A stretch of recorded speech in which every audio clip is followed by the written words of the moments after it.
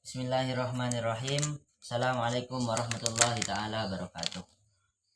Di sini kami atas nama Muhammad Irfan Zidni ingin mempresentasikan sebuah mind mapping yang berjudul emosi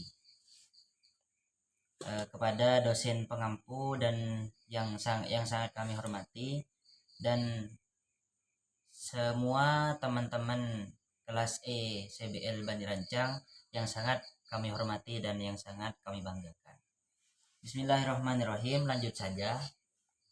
Untuk membersihkan waktu, ini adalah mind mapping masalah tentang emosi. Apa itu emosi? Di dalam psikologi, emosi itu yaitu di sini kita langsung kepada pengertian. Emosi, pengertian dalam psikologi adalah perilaku atau perbuatan kita sehari-hari disertai oleh perasaan-perasaan tertentu. Emosi dan perasaan adalah dua hal yang berbeda. Emosi dan perasaan itu adalah sebuah bentuk sifat orang yang berbeda. Emosi apa itu emosi? Emosi adalah warna efektif yang kuat dan ditandai dengan perubahan-perubahan fisik. Itu emosi. Berbeda dengan perasaan, karena emosi dan perasaan ini berbeda bentuknya. Itu emosi. Karena yang kita bahas ini sebuah emosi, maka kita akan membahas emosi ini terlebih dahulu. Selanjutnya, setelah kita tahu pengertian emosi itu apa, di sini kita lanjut kepada bentuk-bentuk emosi yang akan dipengaruhi oleh seseorang yang mengalami sifat emosi ini. Yang pertama yaitu rasa takut. Ini termasuk adalah emosi yang akan kita alami. Yang pertama takut.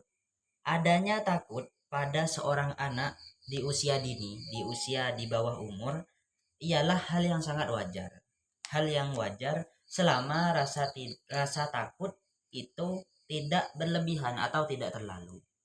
Bagi anak kecil yang merasa takut entah itu barang atau pada benda, kepada keadaan, itu suatu yang wajar. Karena memang rasa takut di usia dini. Walaupun di usia nanti setelah dewasa, mengalami rasa takut itu hal yang wajar. Memang suatu hal yang wajar. Itu yang pertama. Untuk yang kedua, yaitu cemas. Apa itu? Adalah suatu bentuk yang bersifat hayalan. Kita cemas kepada orang tua, kepada teman, kepada orang-orang yang terdekat kepada kita. Cemas barang atau cemas kepada seorang, ini sesuatu yang wajar, termasuk emosi rasa cemas kita. Dan di dalam psikologi, emosi itu tidak hanya ternyata ini di dalam psikologi, emosi ini tidak hanya terbentuk pada perasaan marah atau perasaan cemas takut yang ada di sini. Emosi itu juga termasuk kepada kebahagiaan. Contoh begini, ketika kita ingin meraih sesuatu, ingin meraih tingkat kepada jenjang yang lebih tinggi, ingin juara, ingin kuat, kita akan merasakan emosi itu ingin mengalahkan yang di atas. Saya ingin mengalahkan yang di atas karena saya emosi ingin yang di atas, ingin satu, ingin juara dua, ingin juara tiga. Itu perasaan emosi, tidak hanya kepada perasaan marah. Oke, selanjutnya kita lanjut kepada perasaan marah. Nomor 1 takut, nomor 2 cemas, yang ketiga marah. Kita tahu bahwa emosi itu sudah marah, geger hatinya, marah, yang katanya orang-orang itu marah. Intinya emosi itu dalam keadaan marah. Yang keempat, perasaan cemburu.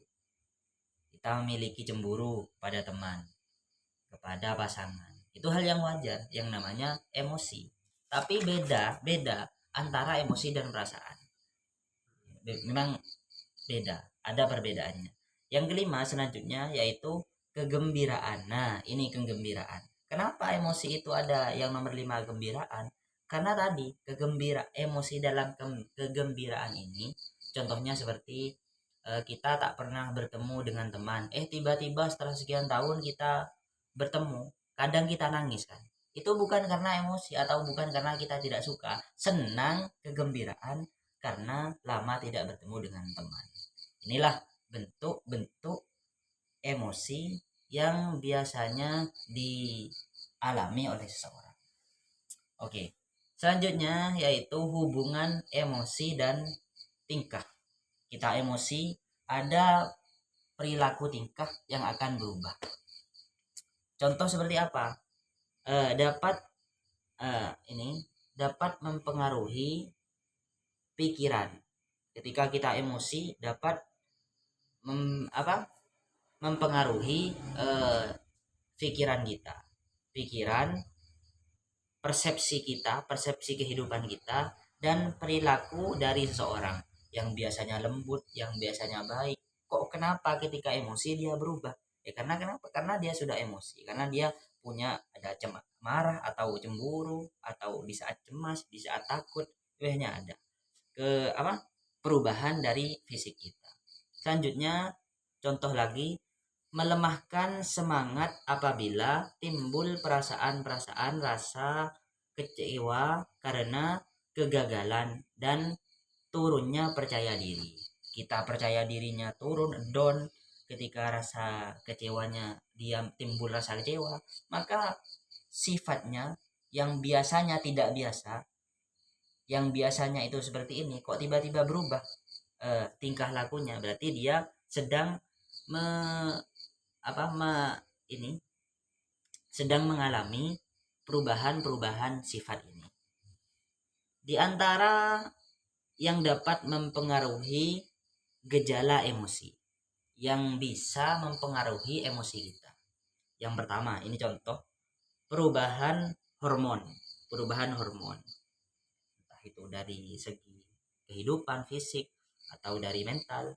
Yang kedua, kurang tidur. Kadang orang kurang tidur itu memang emosinya meningkat karena kurang tidur. Entah itu udah bekerja terus lama ada tidur. Yang ketiga, pola makan dan minum yang buruk.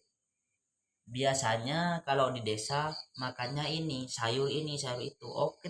Kenapa ketika dia di desa tidak sama dengan yang lain? Maka dia bisa timbul rasa emosi. Yang keempat, gangguan mental. Nah, seseorang kalau sudah